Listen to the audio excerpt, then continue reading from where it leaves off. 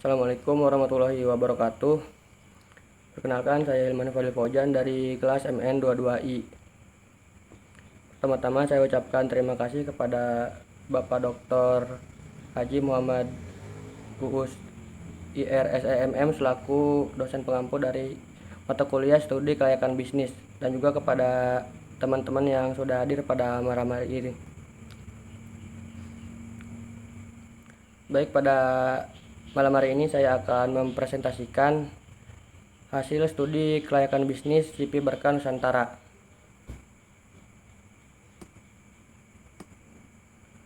Yang pertama, pendahuluan.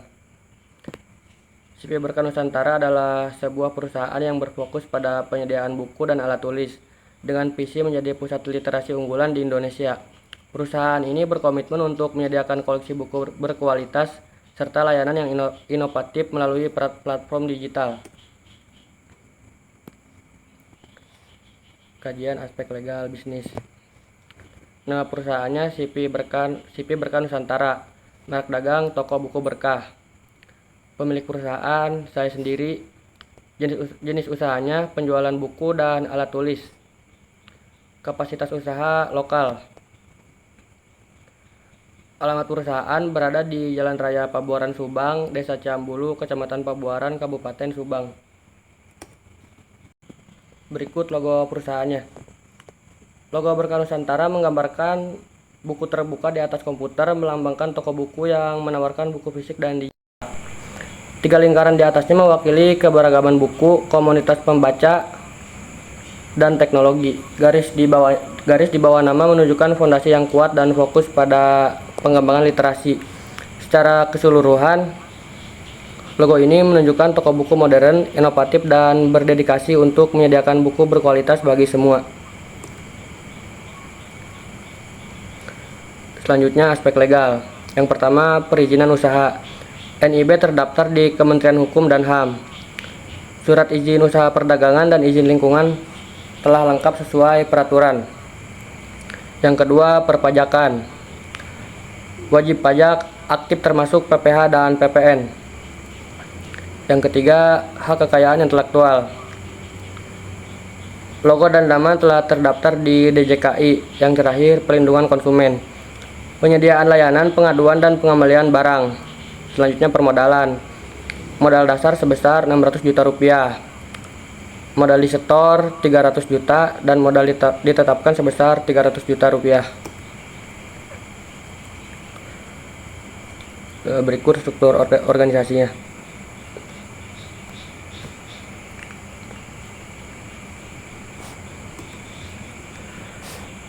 Aspek pasar dan peluang bisnis. Yang pertama, potensi pasar. Konsumen harian potensial mencapai 252 orang. Segmen utamanya termasuk siswa SD, SMP, SMA, dan guru. Bauran pemasaran menggunakan 7P. Yang pertama, produk. Produknya buku pelajaran, novel, dan alat tulis kantor. Yang kedua, price atau harga. Harga kompetitif dan diskon khusus. Selanjutnya, lokasi strategis di Subang dan layanan online. Promosi media sosial dan kerjasama dengan sekolah. Strategi di masa depan. Pengembangan layanan digital, kerjasama lebih luas dengan penerbit dan komunitas.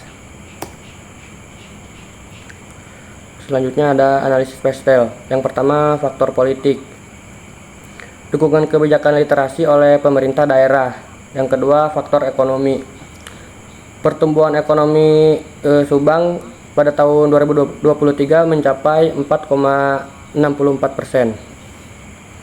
Pendapatan per kapita meningkat menjadi 19.156.611 rupiah pada tahun 2023. Yang ketiga, faktor sosial. Budaya literasi berkembang. Komunitas lokal mendukung toko buku. Yang keempat, faktor teknologi. Penggunaan pos dan e-commerce untuk efisiensi. Yang kelima, faktor lingkungan. Toko ramah lingkungan dengan AMDAL yang disetujui. Yang terakhir, faktor legal. Patuh terhadap hukum perizinan dan perlindungan konsumen.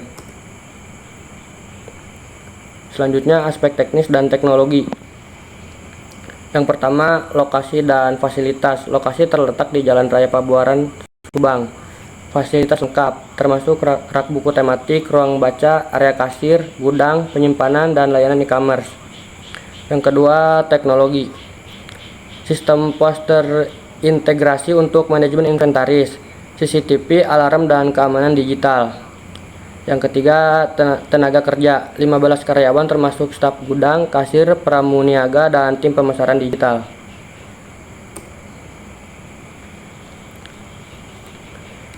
Selanjutnya tata letak. Yang pertama, area masuk. Tempat pertama yang terlihat saat masuk ke toko ada beberapa buku yang dipajang untuk menarik perhatian pelanggan, termasuk kategori umum dan buku populer. Yang kedua, rak buku, textbook, dan rak buku untuk buku pelajaran dan panduan. Selanjutnya novel, rak khusus untuk novel. Selanjutnya well bestseller dan novel, rak untuk buku-buku terlaris dan novel terkenal. Selanjutnya motivation book, rak khusus buku motivasi. Yang ketiga, area utama, tempat duduk dan baca, disediakan kursi untuk pelanggan yang ingin membaca sambil bersantai. Selanjutnya area VIP, area eksklusif bagi pelanggan tertentu. Pusat informasi dan kasir, meja kasir dan informasi berada di area yang strategis di tengah toko. Yang keempat, area administrasi, terdapat meja kerja staf toko untuk mengelola buku dan administrasi lainnya. Packing area untuk mengemas buku atau barang yang telah dibeli. Yang kelima, rak kategori lain. Ada area khusus buku anak-anak, buku fiksi dan non-fiksi ditempatkan di rak terpisah. Yang keenam, dekorasi dan elemen tambahan, dihiasi tanaman dan elemen estetis lainnya untuk membuat suasana yang lebih nyaman dan ramah. Selanjutnya, aspek finansial. Investasi awal mencakup pembiayaan untuk pengadaan aset tetap dan modal kerja yang diperlukan agar operasional toko dapat berjalan dengan lancar. Seperti bisa dilihat seperti pada tabel berikut. Total investasi awal sebesar 387 juta rupiah dan penyusutannya sebesar 211.600.000 rupiah. Selanjutnya ada cash flow of capital. Yang pertama, pendapatan bulanan. Diperkirakan ada 44 pelanggan per hari. Pengeluaran per pelanggannya, jika setiap pelanggan menghabiskan sekitar 50.000, maka pendapatan hariannya dihitung sebagai berikut. 44 kali 50.000 sebesar 22.200.000 rupiah. Pendapatan bulanannya jika diasumsikan toko buka setiap hari, maka 2.200.000 rupiah dikali 30 sama dengan 66 juta. Pengeluaran bulannya sebesar 49.700.000 rupiah. Jadi arus kas bersih bulanannya sebesar 66 juta dikurangi 49.700.000 rupiah sama dengan 16.300.000 rupiah.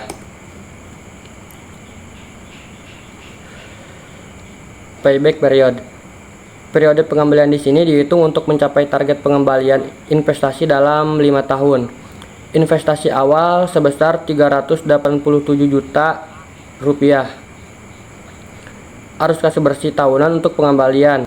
Dengan proyeksi pertumbuhan arus kas, nilai tahunan dialokasikan untuk pengembalian investasi sebagaimana ditunjukkan pada tabel di bawah ini. Dengan proyeksi ini, investasi awal dapat kembali dalam waktu 5 tahun. Selanjutnya ARR.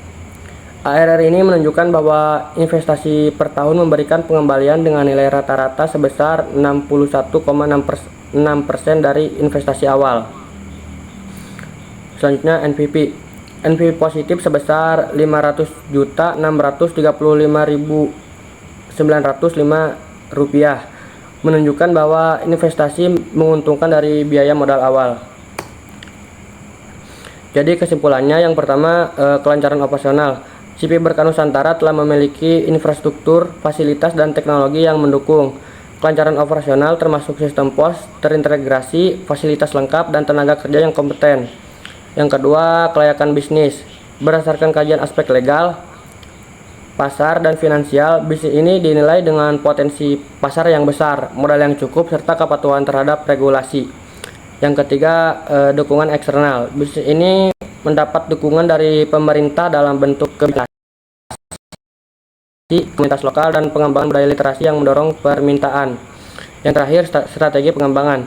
Strategi masa depan mencakup pengembangan layanan digital, kerjasama dengan penerbit, serta peningkatan promosi melalui media sosial untuk memperluas jangkauan pasar.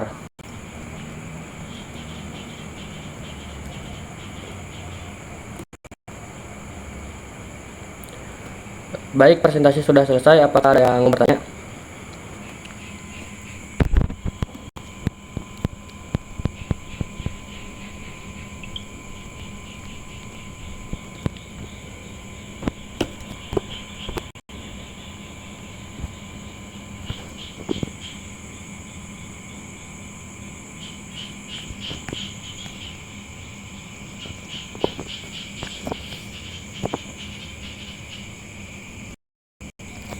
Silakan, Ira. Perkenalkan, nama saya Nida Nur Adianti. Izin bertanya, Oke. apa peluang bisnis yang dimiliki oleh CP Berkah Nusantara? Terima kasih. Masih ditampung dulu ya. Pada yang mau bertanya lagi, silakan.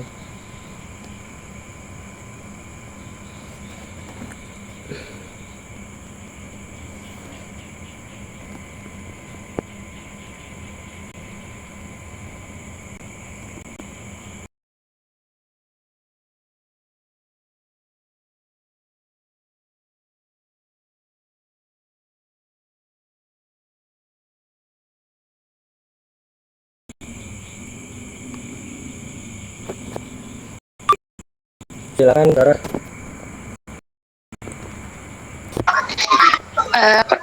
Perkenalkan, nama saya Siti Sarah. Izin bertanya, mengapa usaha ini dapat dilaksanakan?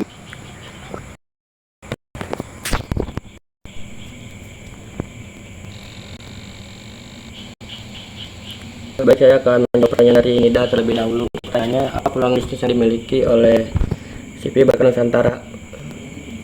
Jadi, peluang bisnis CP Berkah Nusantara itu cukup besar. Pertama, segmen pasar utamanya adalah pelajar SD, SMP, SMA, dan guru. Segmen ini stabil karena mereka pasti membutuhkan buku pelajaran dan alat tulis untuk aktivitas belajar mengajar. Yang kedua, lokasi toko ini strategis dekat dengan pusat pendidikan dan juga ditunjang dengan layanan e-commerce.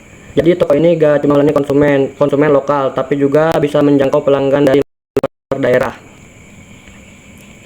Selain itu, promosi lewat media sosial dan kerjasama dengan sekolah juga membuka peluang untuk meningkatkan penjualan.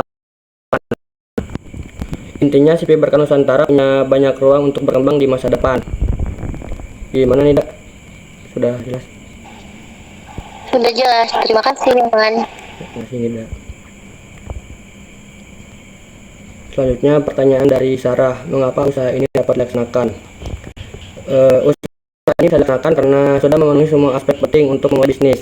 Pertama, dari sisi legalitas, CP Berkah Nusantara sudah punya izin usaha lengkap seperti NIB dan surat izin usaha perdagangan.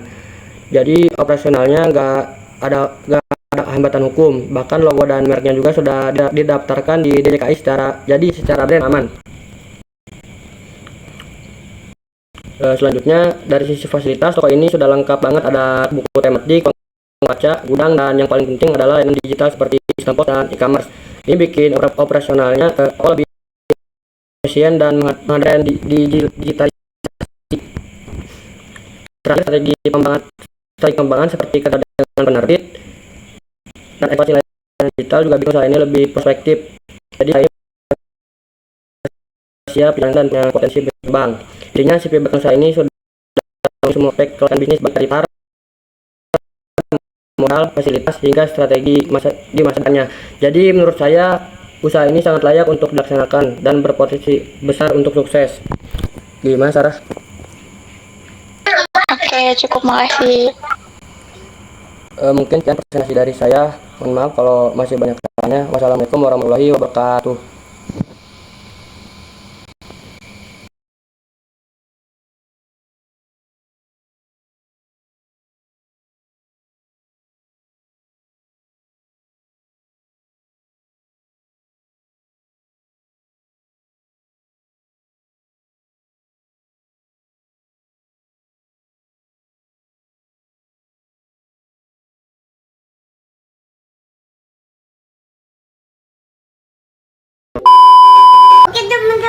Terima kasih sudah menonton videonya.